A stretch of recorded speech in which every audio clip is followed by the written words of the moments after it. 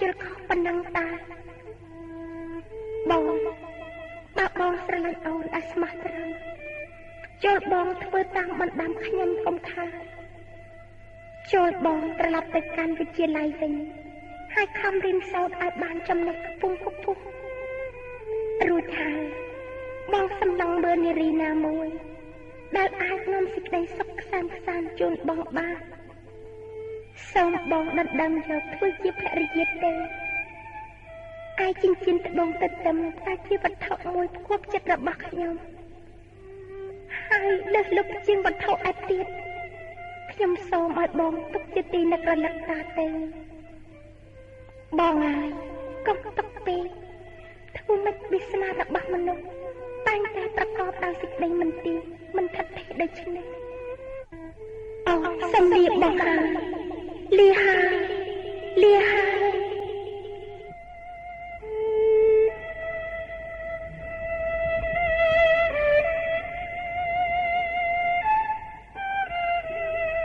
វិធាវីអូនសម្លាញ់បងណាស់ពេលនេះ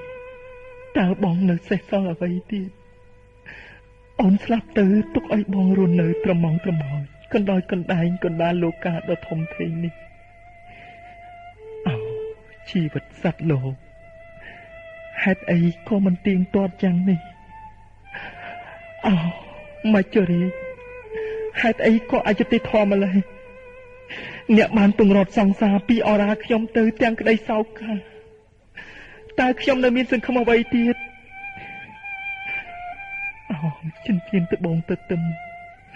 ពេលនេះម្ចាស់អ្នកត្រូវឃ្លាតទៅរហូតហើយគ្មានថ្ងៃណាឡើយនឹងត្រឡប់វិញទេអូនវិធាវីអនុស្សាវរីយ៍នៃយើងទាំងពីរហាក់នៅថ្មីសោះពេលនេះអូនបានស្លាប់ចោលបងហើយសូមឲ្យវិញ្ញាណក្ខន្ធអូនទៅសោយសុខកតិភពកុំបីឃ្លៀងឃ្លាតឡើយធ្វើមកដាច់ជាតិនេះយើងមានកម្មបើជាតិក្រោយមានមែនសូមឲ្យយើងជួបគ្នារហូតកុំបីប្រត់នារីគ្នាដូចជាតិនេះឡើយ